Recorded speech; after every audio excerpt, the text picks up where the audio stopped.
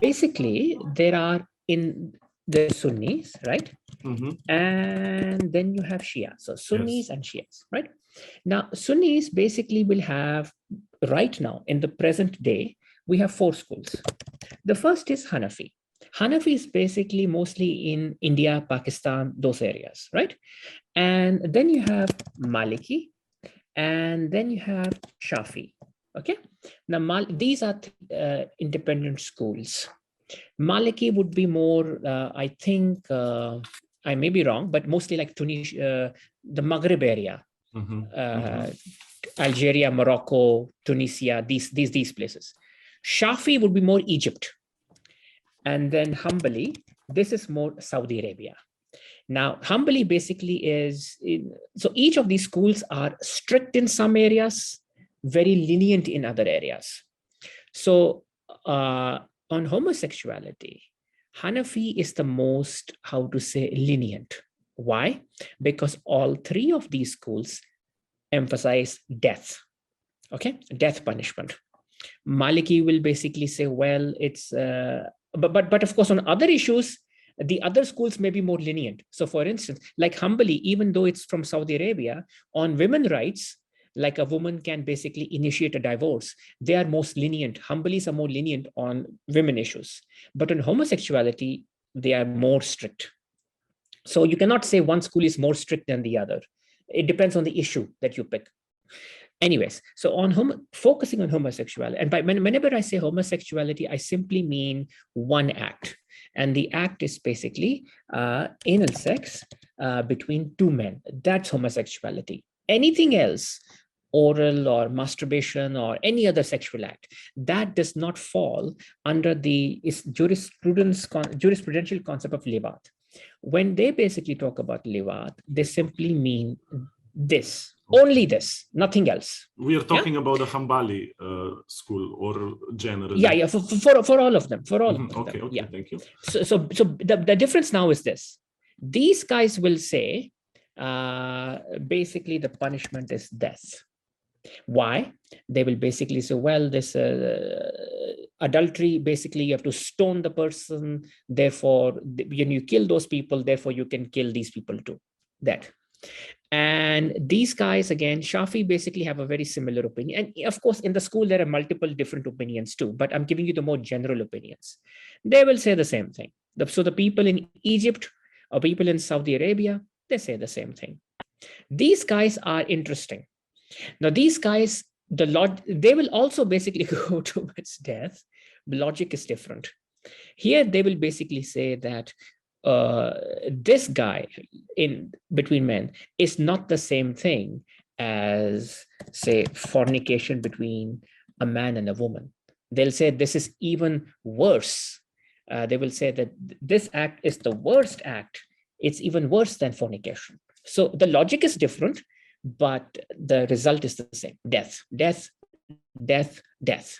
Okay, now coming to these guys over here. These guys are most lenient. When I say lenient, it does not mean that they don't give any punishment. It simply means they say that we cannot, this act is not worse. They will reject this. Okay, they will reject this. It's not worse. Why? Because they say that, you know, in fornication, the man and the woman both are interested. But in livat, the top guy is interested, the bottom guy is not interested.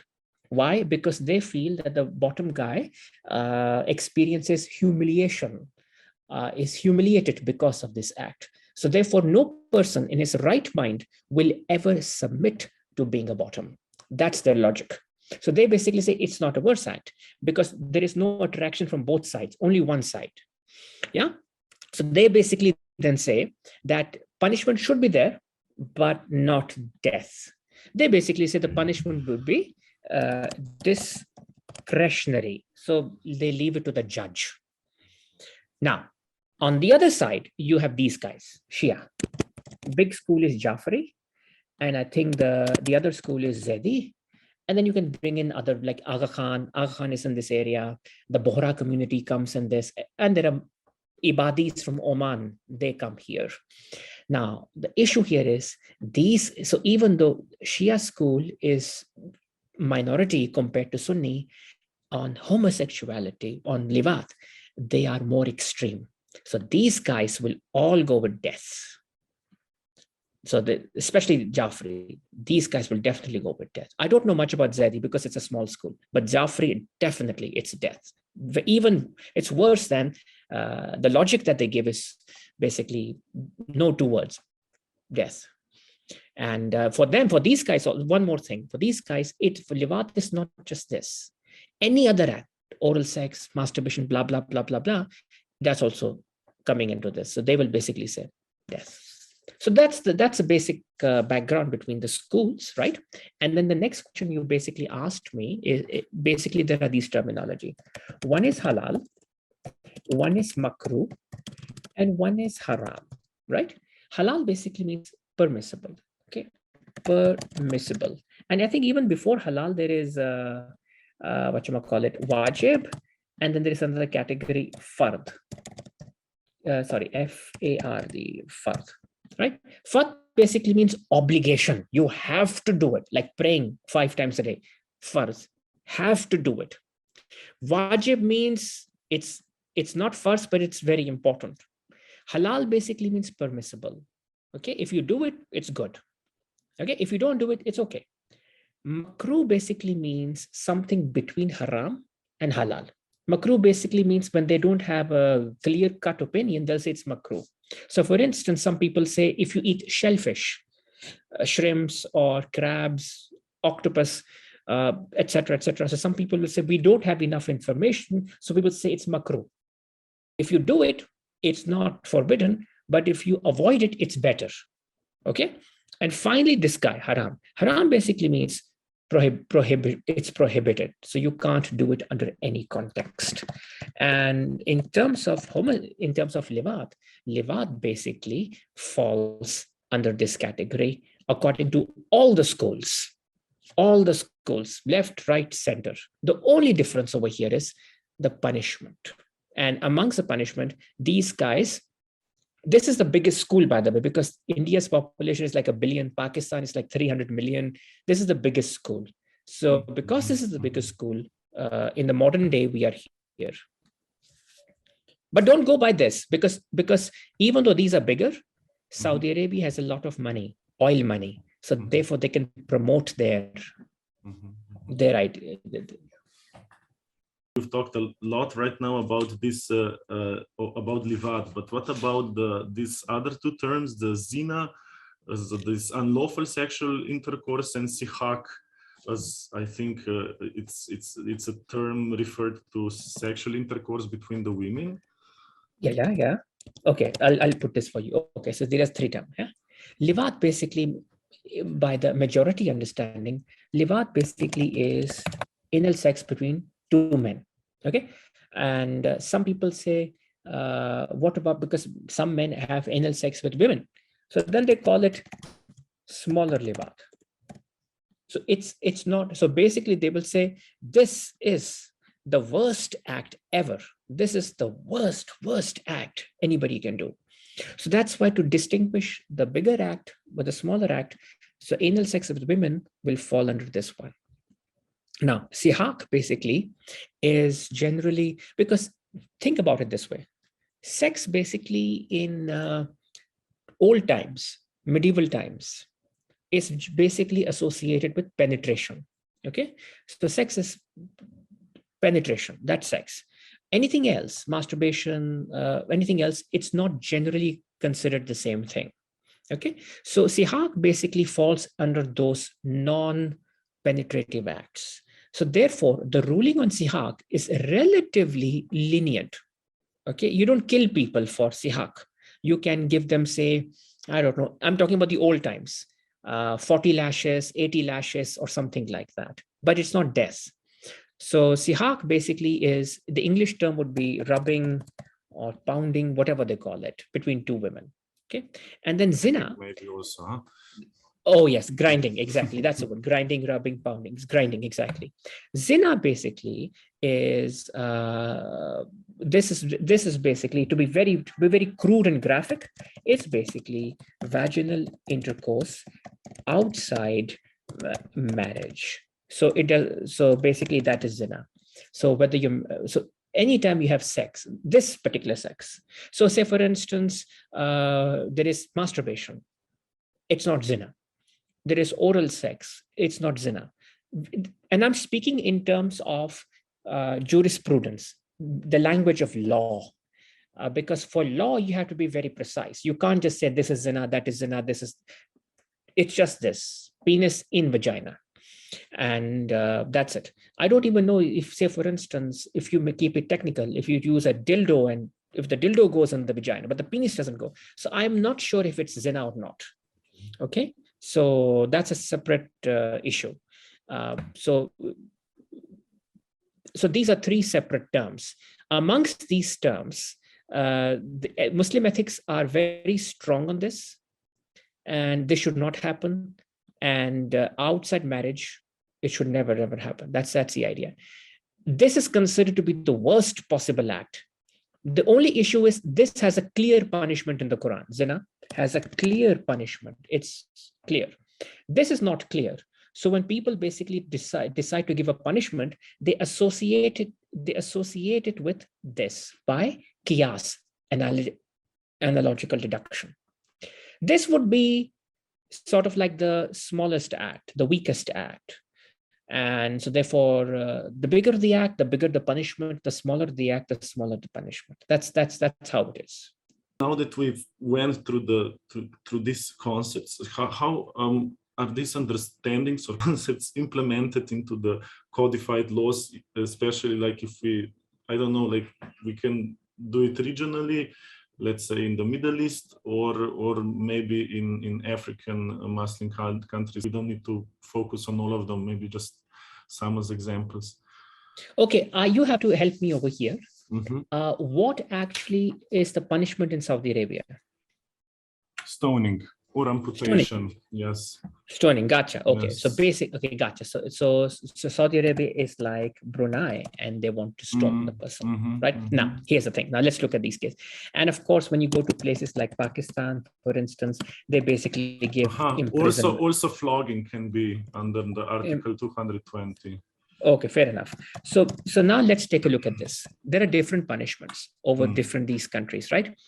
Amongst all these punishments, Iran is not following the the classical punishments really are either stoning or flogging, or so that's a classical punishment. So if they're using hanging or electrocution, then that's basically not a classical. It's a different way of conducting the punishment. I remember I saw those pictures of those two teenagers who were hanged in Iran. It made it many years ago. Yeah. And so that it would be a different sort of punishment. So essentially then and Pakistan is basically following British law, and which is basically for sodomy, they basically imprison the people for up to 10 years or something like that, instead of killing them.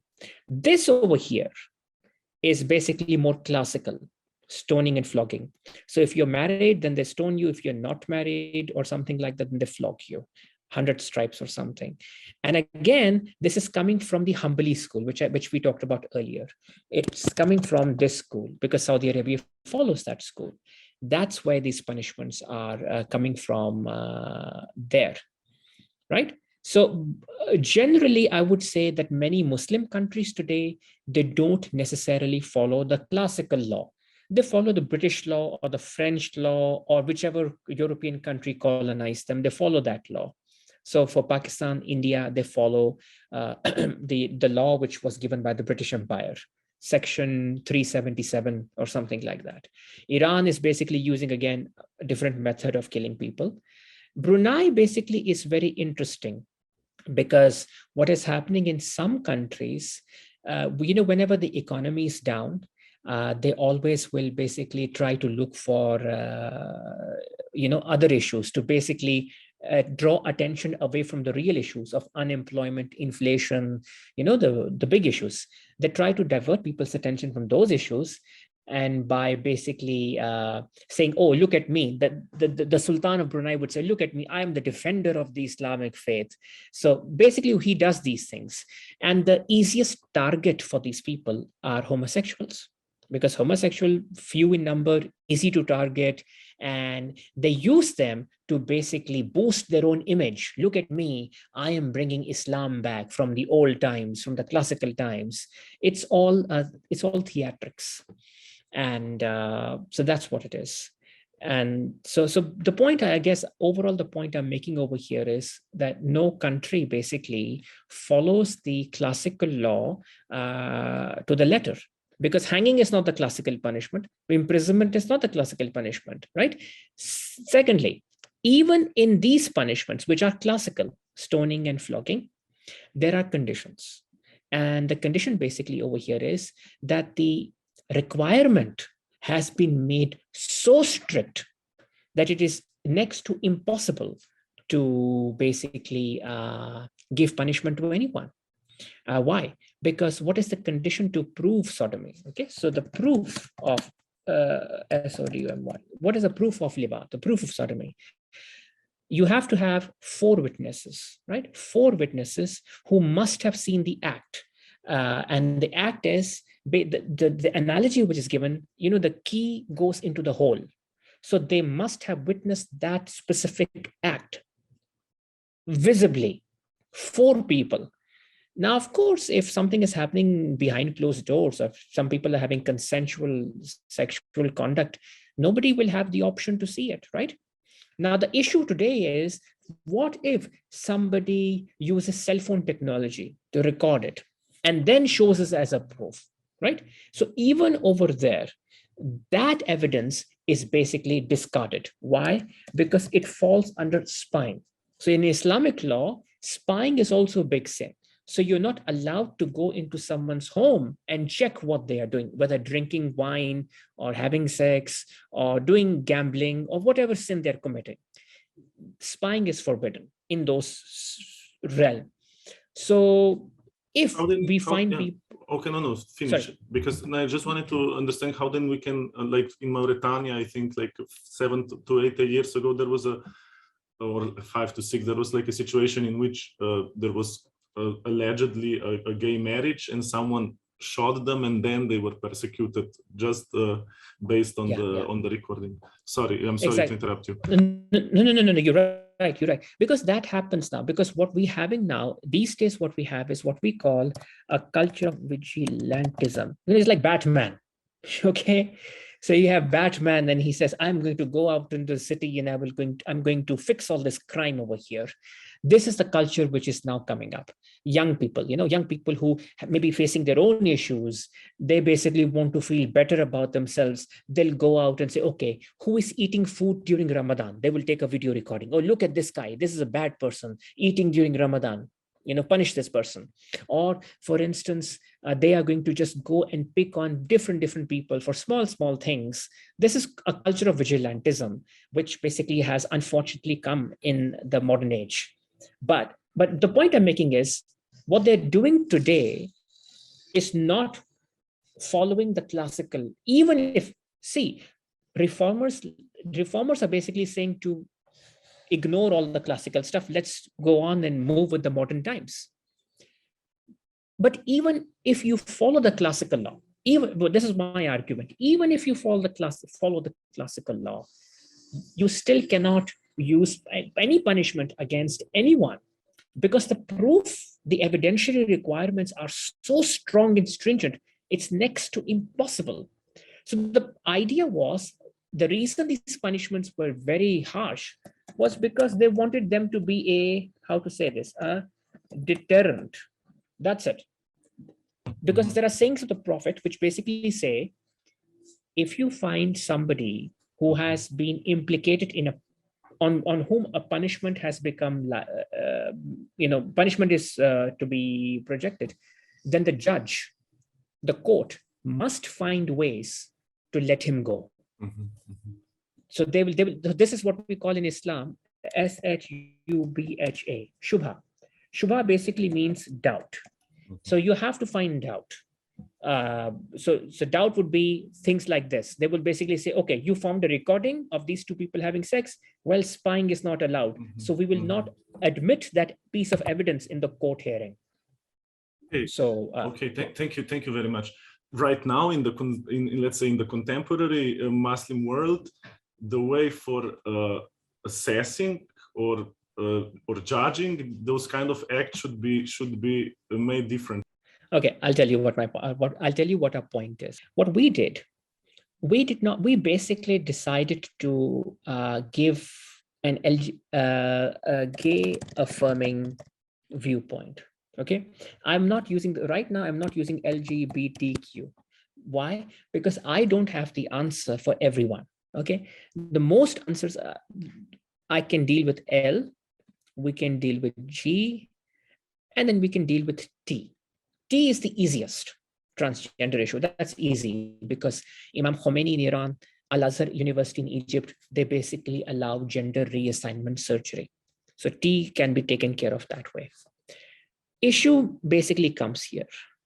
I don't think we have an answer for B. I don't think we have an answer for Q. And in Q, basically, I'll put non-binary, not completely man, not completely woman. That I don't have an answer for that. So we don't really have an answer for these two guys. These two, LG, we basically focused on this because this is the biggest issue in Islam right now. Okay, so how did we address this? I'll make it very simple. All we have in the Quran is basically a story of the people of Lut, the people of Sodom and Gomorrah. So our question is, so what we did, we basically went through all those verses and we said, what is the Quranic story talking about? And the Quran, if you read the story, the Quran basically it's a story of inhospitality. Okay, inhospitality. Basically, the people of Lut told him, people of Lot in the Bible, they told him not to entertain guests. That's number one. And number two, they basically were engaging in highway robbery. The Quran is very clear on that. So, and they basically used to ambush those travelers and then take them and do evil deeds in public assemblies.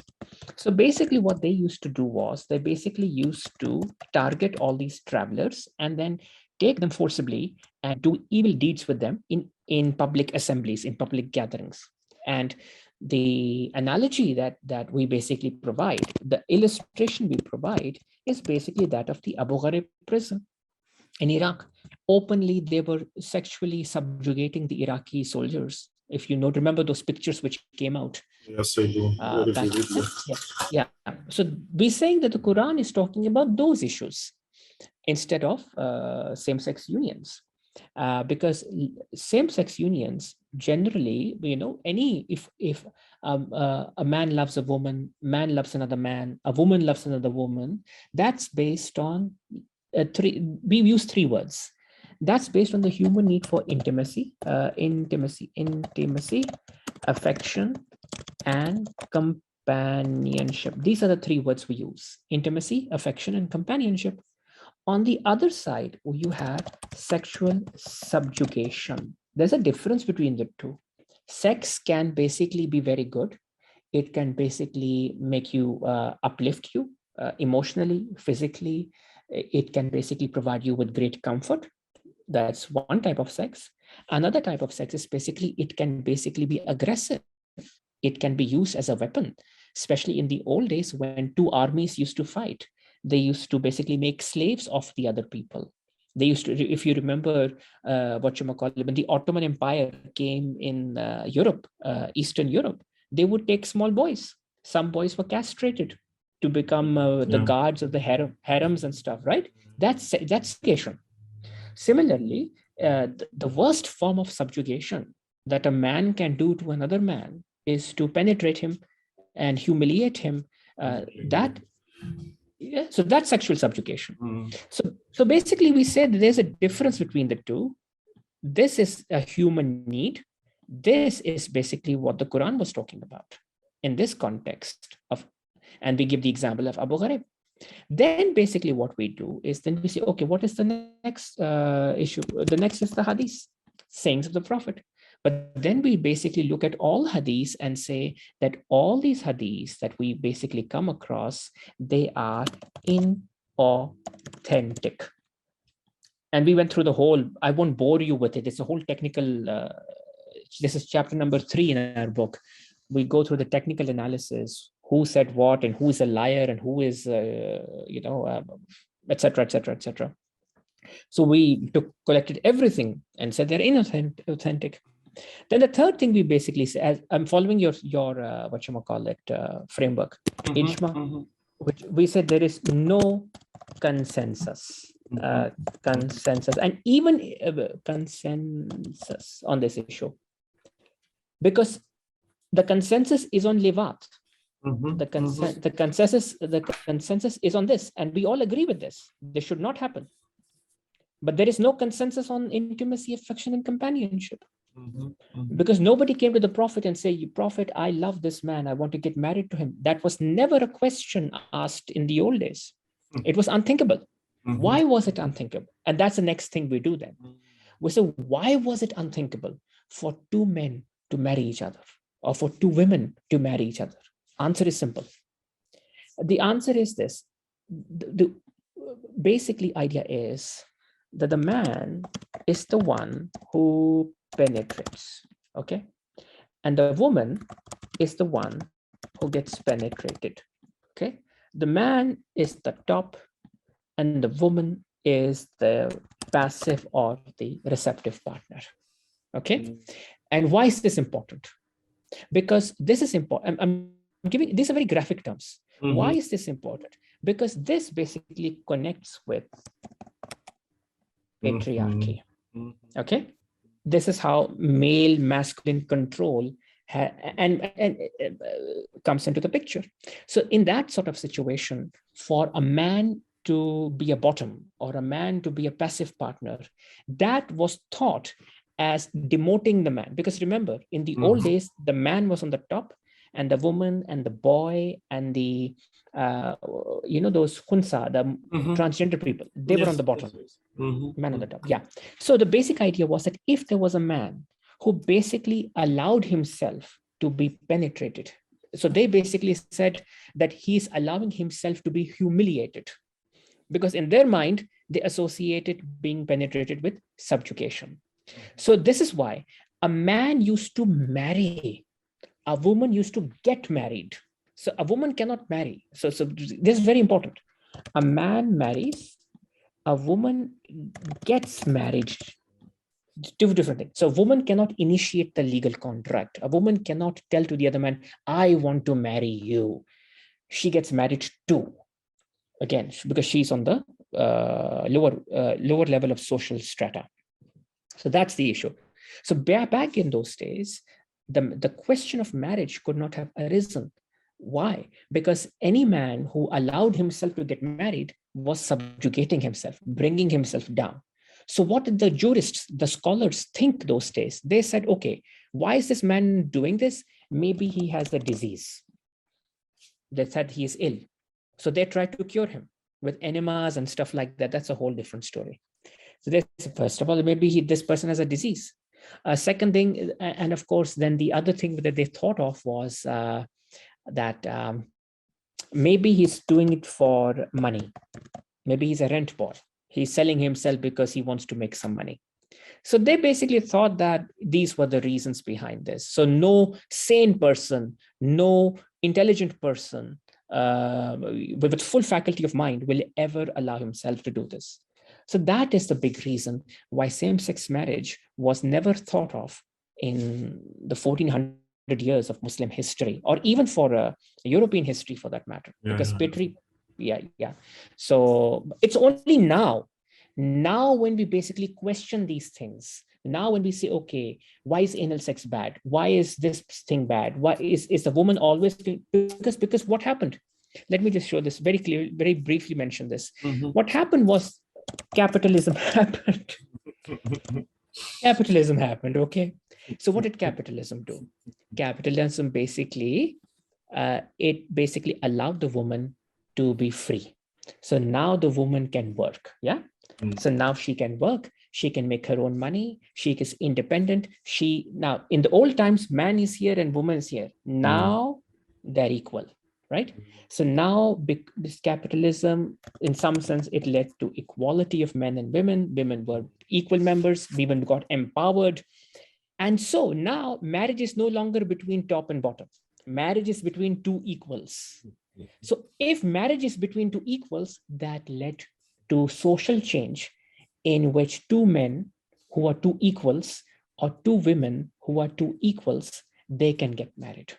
Okay, but keep in mind one thing. And so today we hate inequality. We don't like inequality. This is why in today, if there is suppose a 50-year-old man and 18-year-old girl, we don't like it. He's too old, she's too young. But in the old days, no issue. In the old days, I remember my grandmother and great-grandparents, you would notice the man was 30, the woman was 14. Nobody had any issues. So many women married at 14 and 13 and those ages back in the old times. So because equality was not an issue those days. Patriarchy was. So we moved from a system of patriarchy, we moved to a system of equality. That's why same-sex marriage now, there is space for it. That's one of the reasons. Of course, and the other issue is because we made some progress in psychology, all these American Psychological Association. All those other medical opinion, etc., etc. But socially, this is what has happened. We moved from inequality to equality. So what was fine back then? Child marriage. 50-year-old man marrying a 12-year-old girl. That was okay, no problem. But same-sex marriage, big problem. Now it's the opposite. Now same-sex marriage, no problem. But old man marrying a younger person, that's a problem. So because we are in equal society now. Okay, thank you. Okay, thank you very much. I think we have addressed the whole body of my interest. You're very welcome. Take care. Take care, you too. Bye. Bye-bye. Bye.